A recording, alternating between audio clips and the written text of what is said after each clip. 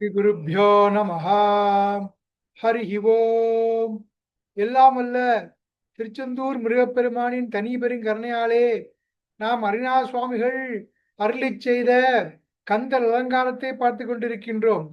கந்தர் அலங்காரத்தில் 24வது பாடல் முருகன் அருள் பெற்ற மகிழ்ச்சியை இங்கே கூறுகின்றார் அரிநாத சுவாமிகள். கிண்ணம் குறித்து அடியேன் செவினி என்று கேட்கச் சொன்ன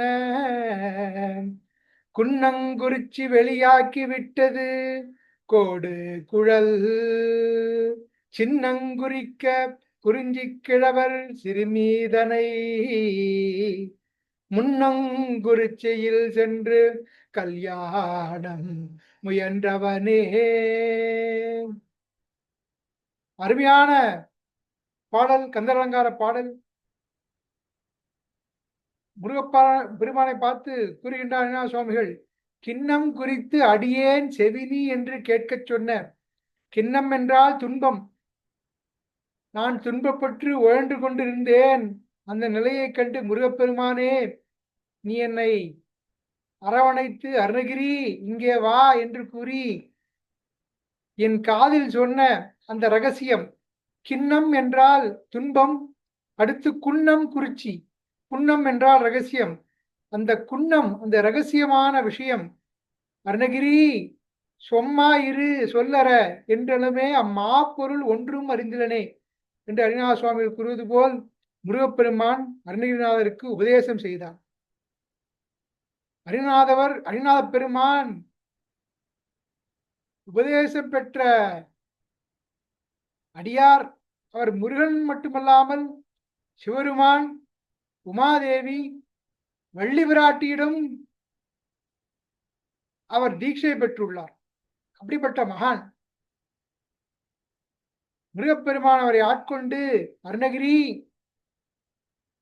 பிறப்பு இறப்பின் ரகசியம், இந்த சுழல் என்று விழுப்பட துன்பம் நீங்க, பிறவி துன்பம் நீங்கக்கூடிய ரகசியம் என்ன என்று அவருக்கு உபதேசம் செய்தார். அந்த குன்னம் குறிச்சி வெளியாக்கி விட்டது. அந்த ரகசியத்தை எது வெளியாக்கிறது என்று கூறுகின்றார். ஒரு விஷயம் முருகப்பெருமான் செய்தான். என்ன விஷயம்? கோடு குழல் சின்னம் ஒலிக்க குறிஞ்சி கிழவர் சிறுமி தன்னை முன்னம் குறிச்சியில் சென்று கல்யாணம் முயன்றவனே. முருகப்பெருமான் வரும்பொழுது வேடம் கொண்டு வருகின்றான். அந்த வள்ளிமலையிலே நம்பியம்பெருமான், நம்பி ராஜன், அவனுடைய புதல்வியாக இருக்கும் வள்ளி பிராட்டியை அங்கே சென்று அடைந்து அருள் புரிவதற்கு வருகின்றான். வள்ளி பிராட்டி ஜீவாத்மா. எப்படிப்பட்ட ஜீவாத்மா? தான் தனது என்ற அகங்காரம் மமகாரம் இல்லாத ஜீவாத்மா. இறைவனை, முருகப்பெருமானை மட்டுமே நினைத்து துதித்து உருகி இருக்கும் ஜீவாத்மா. ஆதலால் முருகன் அந்த வள்ளி பிராட்டியை சென்று ஆட்கொண்டான். கோடு குழல் சின்னம் குறிக்க, கோடு பெரிய கொம்பு ஒலிக்கின்றது, குழல் தேய்குழல் ஊதுகின்றார்கள். சின்னம் என்றால் சங்கு, காலம், காலம் ஒலிக்கின்றது. இதை நாம் மற்ற பாடல்களிலும் பார்க்கலாம். மாணிக்கவாச பெருமான் திருவண்ணாமலை செல்கின்றார். காலை நேரத்தில் அங்குள்ள காட்சியை கண்டு திருவம்பாவை சிவன் மேல் அவர் பாடுகின்றார். தோழிகள் சிவபெருமானை வழிபட செல்கின்றார்கள். ஆனால் ஒரு தோழி தூங்கிக் கொண்டிருக்கின்றாள். தூங்காதே, அதாவது அஞ்ஞானத்தில் இருக்கும் ஆன்மாவை தட்டி எழுப்புவது மாதிரி மற்ற தோழிகள் அந்த தோழியை, ஏன் தூங்கிக் கொண்டிருக்கின்றாய், எழும்பு, இறைவனை வழிபடு என்று கூறுவதாக அமைந்துள்ளது திருவம்பாவை. மார்கழி மாதத்திலே காலையில் பாடக்கூடிய சிறந்த பாடல். 20 பாடல்கள். அதில் ஒன்றில் கூறுகின்றார்கள் தோழிகள், பல அமரர்களும் தேவர்களும் எண்ணினாலும் காண முடியாத பெருமான் சிவபெருமான். அப்படிப்பட்ட செம்பொருள் தத்துவ பெருமான் எம்பெருமான் சிவன். அவனுடைய சின்னங்கள் கேட்ப அவனுக்குடைய மங்கள ஒலிகள் அங்கே ஒலிக்கின்றது, கோடு ஒலிக்கின்றது, குழல் ஒலிக்கின்றது, டமரு ஒலிக்கின்றது, மத்தளம் இசைக்கின்றது, நாதஸ்வரம் இசைக்கின்றது. அப்படி அந்த மங்கள சின்னங்கள் ஒலித்து அந்த ஒலியை கேட்டவுடன் நீ எழுந்திருக்க வேண்டாமோ? எழுந்திருந்து சிவன் சிவசிவா என்று கூப்பிட வேண்டாமா? அது மட்டுமா? எல்லா அடியார்களும் தென்னாளுடைய சிவனே போற்றி என்று இறைவனை தொழுகின்றார்கள். அப்படி தென்னாளுடைய சிவனே, தென்னா என்று எடுத்து முதல் வார்த்தை எடுத்து அடி எடுக்கும் பொழுதே அவர்கள் தீயில் இட்ட மெழுகு போல் உருகி நிற்கின்றார்கள். அப்படி அல்லவா நீ உருக வேண்டும். அது இல்லாமல் இப்படி அஞ்ஞான இருளில் தூங்கிக் கொண்டிருக்கின்றாயே என்று தோழியை கேட்பது போல் அந்த சின்னங்கள் ஒலிக்க என்ற அந்த பதத்தை அங்கே வைத்துள்ளார் மாணிக்கவாசக சுவாமிகள். அன்னே இவையும் சிலவோ பல அமர உன்னற்கு அறியார் ஒருவன் இரும் சீரான் சின்னங்கள் கேட்ப சிவன் என்ற வாய் திறப்பாய். சின்னங்கள் கேட்ப சிவன் என்ற வாய் திறப்பாய். தென்னாம் என்ன முன்னம் ஈசேர் மெழுகோப்பாய் என்று சின்னங்கள் கேட்க சிவன் என்றே வாய் திறப்பாய் என்று மணிவாசகர் திருவம்பாயில் கூறுகின்றார். இங்கே அருணாச சுவாமிகள் கூறுகின்றார், சின்னம் குறிக்க கோடு குழல் சின்னம் குறிக்க குறிஞ்சி கிழவர் சிறுமிதனை முன்னம் குறிச்சியில் சென்று கல்யாணம் முயன்றவனே. குறிச்சி என்றால் வள்ளிமலை. வள்ளிமலையில் சென்று முருகப்பெருமான் வள்ளியை அடைந்து திருமணம் செய்து கொண்டார். அது அப்படிப்பட்ட விஷயம். அந்த விஷயமானது எப்படி எனக்கு நீ கூறிய தத்துவத்தை அது வெளிக்காட்டி விட்டது என்று கூறுகின்றார். குன்னம் குறிச்சி வெளியாக்கி விட்டது. இது மிகவும் ஆழ்ந்த பொருளுடைய பகுதி. ஏனென்றால் முருகப்பெருமான் வள்ளி பிராட்டியை அடைந்தது வள்ளி சன்மார்க்க நெறி. யான் எனது என்ற அகங்கார மமகாரமற்ற ஜீவாத்மா நிஷ்காமமாக எந்தவித எதிர்பார்ப்பும் இல்லாமல் இறைவனை போற்றி வணங்கி துதித்து வருகின்றது. அதை அடைவதற்கு இறைவனே வருவான். அதனால் இங்கே வைத்துள்ளார், முன்னம் குறிச்சியில் சென்று முருகன் தானாக சென்று வள்ளியை ஆட்கொண்டானாம்.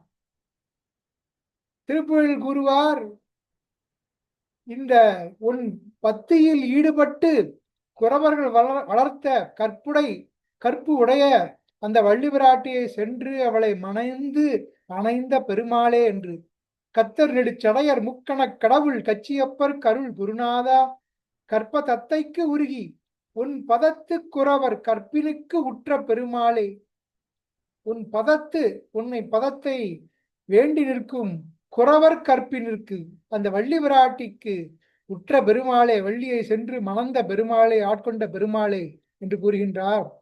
இந்த வள்ளி சன்மார்க்க நெறி இதான் முருகன் உபதேசம் செய்தது சிவனுக்கு என்று அருணநாதர் வாக்கு. இந்த பிரணவ மந்திரத்தின் பொருள் கூறும் பொழுது பிரணவ மந்திரத்துக்கு பொருள் தெரியவில்லை, உனக்கு தெரியுமா என்று இறைவனார் கேட்பவர் கேட்கும் இடத்தில் இருந்தால் கூறுபவர் கூறுவார் என்று முருகனும் கூற, தகப்பன் சுவாமியாக இருந்து இறைவனுக்கு உபதேசம் செய்தார் பிரணவ மந்திரத்தின் பொருளை. அதை ஒரு கந்தர் அனுபூதி பாடலிலும் கேட்கின்றார். நாதா குமரா நம என்று அரணார் ஓதா என்று ஓதியதே பொருள்தான். நாதா குமரா நம என்று அரணார் ஓதா என்று ஓதியது எப்பொருள்தான் முருகா, என்ன பொருள் ஓதினாய் அரணாருக்கு? வேதா முதல் விண்ணவர் சூடும் மலர் பாதா குரமின் பதசேகரனே. அந்த பொருளை இங்கு 2 அடியில் வைத்து விட்டார்.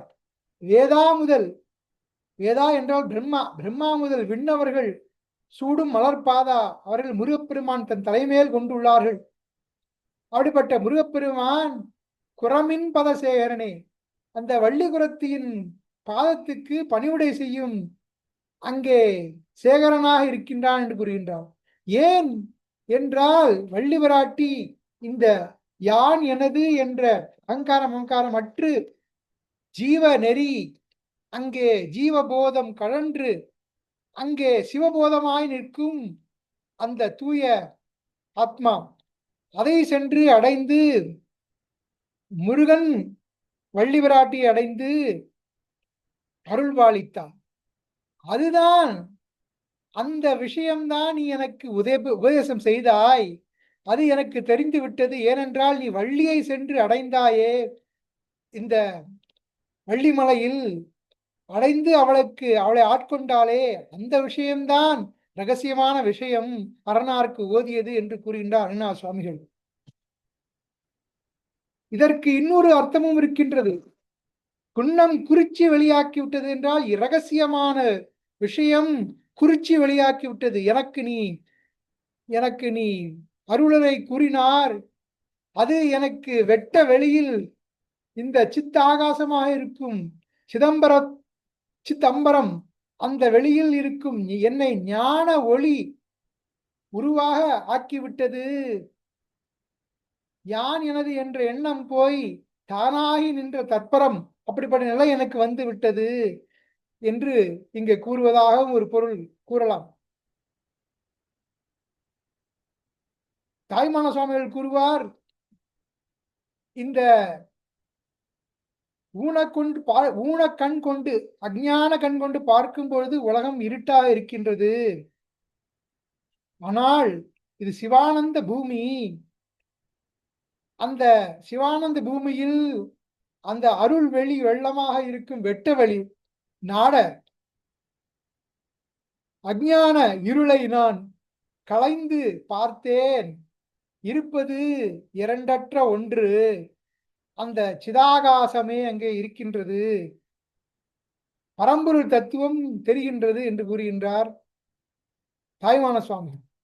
விளையும் சிவானந்த பூமி அந்த வெட்டவள்ளி நனி துஷ்ட இருளாம் களையை களைந்து பின் பார்த்தேன். ஐயன் களையன்றி வேறொன்றும் கண்டிலன் தோழி.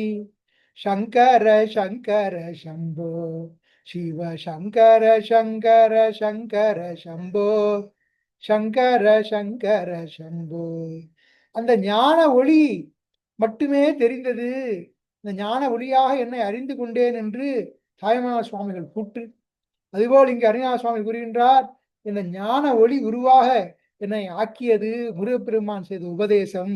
எவ்வாறு வள்ளி பிராட்டியை சென்று ஆட்கொண்டு வள்ளியை அங்கே ஆட்கொண்டு அருள் புரிந்தானோ அந்த விஷயம் எனக்கு உபதேசித்த விஷயம்தான் என்று வெட்ட வெளிச்சமாகி விட்டது என்று மகிழ்ச்சியில் கூறுவதாக அமைந்துள்ளது இந்த பாடல். கிண்ணம் குறித்து அடியேன் செவினி என்று கேட்க சொன்ன குன்னங்குறிச்சி வெளியாக்கி விட்டது கோடு குழல்.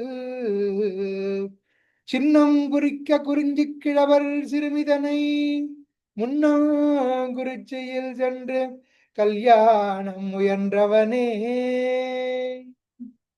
தென்னாடுடைய சிவனே போற்றி, பின்னாட்டவர்க்கும் இறைவா போற்றி, காவாகனதிரளே போற்றி, கைலை மலையானே போற்றி போற்றி. தன் கடன் அடியேனையும் தாங்குதல் என் கடன் பணி செய்து கிடப்பதே.